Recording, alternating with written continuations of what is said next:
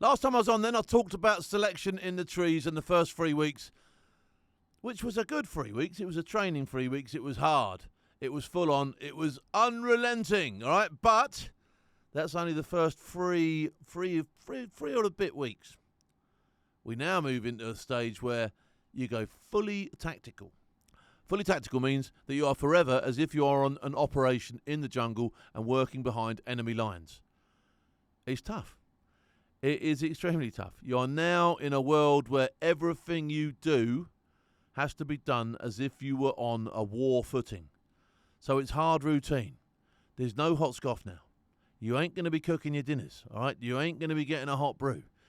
The pressure has now been turned right up, okay? And you are now going to be into this 3-week minimum stage of preparing for an operation, conducting the operation, and actually going through with what it is you've been doing, okay, or tasks to do.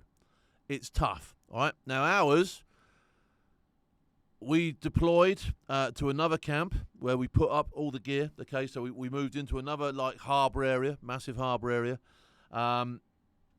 We then sort of, like, set up, sentries out, all that sort of stuff. And don't forget, just to patrol there is a major thing, so you patrol out. You've got to put in snap ambushes. You've got to do this. You've got to do that. You've got to do everything as if you're doing it for real. And the whole time, again, you are being watched. You can guarantee that there'll be somebody somewhere watching what you're doing. So you can't just amble along. You can't just be taking it easy. You have got to be giving it 100% as if you would be for real. Because when you do this stuff for real, you will be giving it 100% because you do not want the enemy watching you. You do not want the enemy suddenly ambushing you out of nowhere and giving you an opportunity to die gallantly for your country. You don't want that, all right? So this is why selection is designed the way it is, so that you have to operate. You have to show people what you can do. And if you can't do it on an exercise, then it will be deemed that you can't do it for real and you will fail. So we moved out into a new harbour area.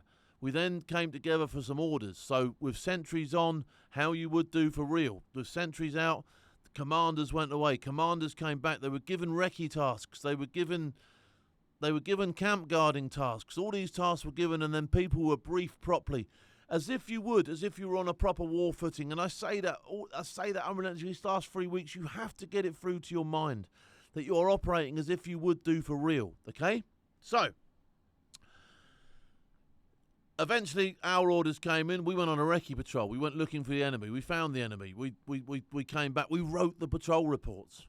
Okay, the patrol reports now had to be done perfectly because they had to be disseminated by somebody who was going to use that information so that they could act upon what you told them. If you tell them something that isn't true, if you get it wrong, if your depiction of the camp, and don't forget there's no photographs on my selection, all right? So if the depiction of the camp that you give them isn't the same, someone's going to turn up on target and go, but you told me there was a sentry box here, but actually it's there. And now you can see how these things can go massively wrong, can't you? Okay, so it's pressure all the time. Pressure. So we went out, recce patrol, came back, recce report in. We were then tasked with a smally route clearance thing that we had to do. We then went out and did that. We then had to go out and cache some equipment. We did that. We then started getting ready for this assault that was going to go in on this location that had been identified by various recce patrols. So everybody was now gearing up to this big attack. Patrols went out, standing patrols went out so they could watch. OPs went out so they could observe what was going on and report back and all that sort of stuff. It was, mate, it was so cool. It was just a great experience this exercise was. And one of the first times really I felt as if, wow, this is so real. This is just awesome. So in the camps that we were recceing, they were properly set up. It wasn't just a scratch together effort. There was Gurkhas patrolling, people being posted on sentry and all that sort of stuff. It was crazy, all right? So you were getting this real sense. I was getting right into it. Towards the end of that first couple of weeks in, we were building up and gearing up for this great big onslaught of the whole of what was left of selection. We're going to attack this camp. You're now getting yourself ready for that attack. And like I say, standing patrols had gone out, recce patrols had gone out, all that had been done. You were now getting a set of orders as a fighting patrol, not an advance to contact, but a proper fighting patrol where we were going to go out. There was going to be, cut-offs for any people escaping from the camp. There was going to be ambushes set around the camp for anybody coming. The whole thing was being done properly. And I was part of a group that were going to be going left flanking on this thing and setting in across the start line and attacking properly. And all that. It was immense. It was great. So we got our orders. We deployed on a patrol. We overnighted. We would patrol for another day. We overnighted. We patrolled for another day. We got ourselves into a layup. We then got ourselves into a start line. We were now ready to go, okay? It was going to be a dawn attack. So we had to get ourselves in the night before because there's no movement at night in the jungle. So we got ourselves into a sort of like forming up point the night before. We slept in the forming up point, all right, as much as you can do with one guy obviously permanently on sentry. So you rippled down, you get your tap, you stay up for your hour, you get your tap, you stay up for your hour. We were laid up all night. First thing in the morning, you're ready, and you go into this attack. We attacked the position, okay? It went really well. But again, because you could have been lulled into a false sense of security, you could have thought, this is it, this is over. No, it wasn't over. There was positions in depth. There was other stuff going on, and you're like, wow, when is this going to end? We then got news back, yes, that camp's dealt with, but now we need to go in another direction, more recce patrols. We had to follow up onto another camp. We're like, wow, this is going to carry on. We're going to go somewhere else now. We did. We went and attacked another camp, so the recce patrols had to go in, the standing patrols went out, the ambushes, all that sort of stuff went on. So we kept going not only through our camp, but then onto another camp. This must have only been done deliberately to see, you know, who's actually going to throw their hand up and say, I've had enough here. You know what I mean? And quite a few people did. All right, there was people going, I've had enough of this. All right, at that stage of selection. All right, this is when the turbo bluffers are being caught out. This is the ones who managed to bluff it so far, but now this is too much for them. Like, you know what I mean? So, yeah, it was intense. It was heavy, and like I say, I remember getting to the end of the second attack, the second camp attack that we did.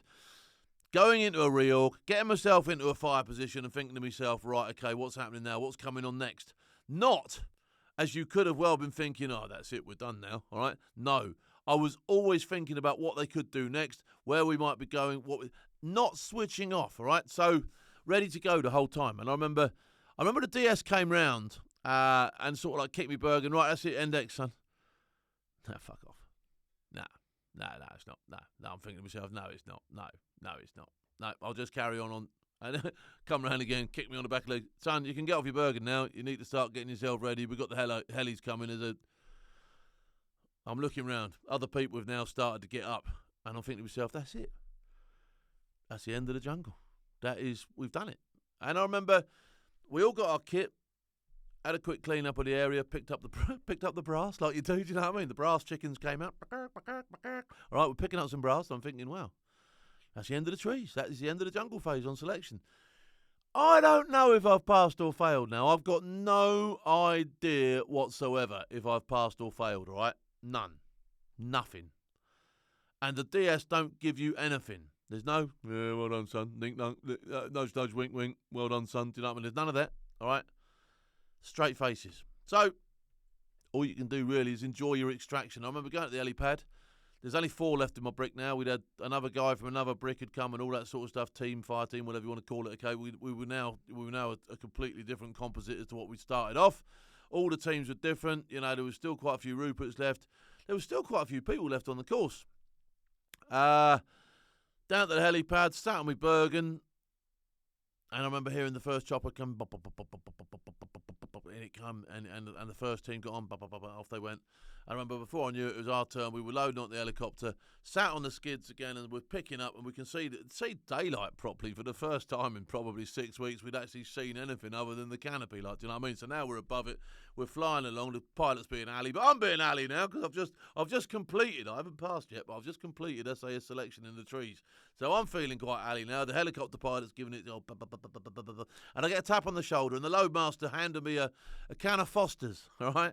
Now it might be training beer to me and you, but after 6 weeks in the jungle, I felt a little bit lightheaded, and it was probably the fact I was sat on the skid of the chopper. All right.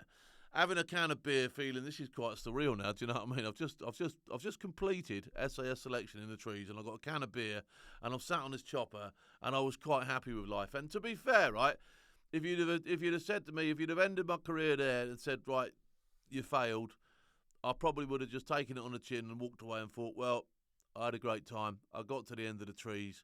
I felt superb, and that chopper ride out with that can of beer in my hand. One of the best things I've ever done in my life. All right, so, cool. Got back to camp, straight off camp, into an admin frenzy now. An admin frenzy of people packing, collapsing stuff, getting... An opportunity has arose now to let yourself right down, because what you do is that first night back in, once your weapons are in and you're sort of like in a half-clean state, you have a night on the lash. Oh, yes, a night on the lash. And if there's anything that could ever let me down any quicker than a night on the lash, it's a night on the lash. You know me, and in the day, well, you didn't know me, you wouldn't have wanted to know me, because I was a menace with a few beers inside me, and I got every opportunity that night to show my full potential as a complete drunk, all right? And I didn't let them down. I raided the cookhouse, I got completely steaming, did all sorts of stuff, you know, peed where I shouldn't pee, all that sort of stuff. You know the score, do you know what I mean? Anyway, in the morning, I'm laid in bed with a hangover that could kill a whole platoon of RAF Reds, do you know what I mean? It would absolutely have murdered them, right?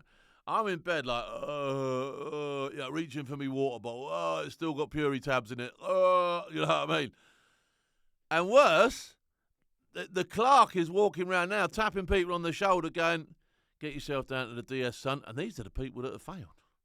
So you know now, if you get... And he walked past my bed a couple of times, and I'm going, sort of like pulling my shoulder back into my sleeping bag, thinking, don't touch me. You know what I mean? Don't touch me. Go away.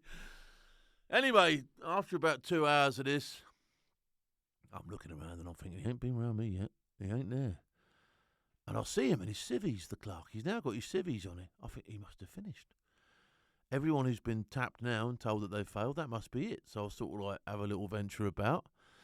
And you knew in your own mind, really, looking around, who was likely to pass and who had failed. So you're sort of like, well, he's still here. He's there. Oh, I didn't expect to see him. But he's there, all right?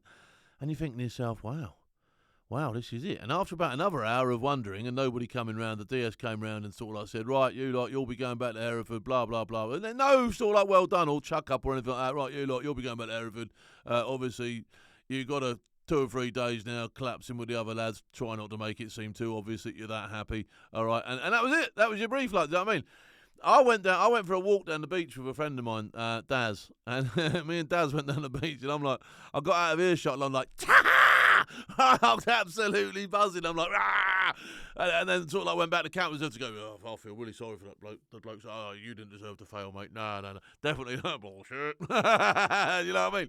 Anyway, that was it. That was the end of selection. And then you all get on a big plane and you fly back to Hereford. Now, nowadays, I believe they tell you when you get back to Hereford, because that plane really was. There were sort of like blokes who'd passed on one side of the plane, sort of like trying not to smile too much, and blokes who'd failed on the other side of the plane, obviously in absolute clip, having just been the length of SAS Selection in the jungle and told, actually, mate, no thanks. Honking, how do you feel? Do you know what I mean? How's your luck? Horrendous, isn't it? So that was a strange flight back to Hereford.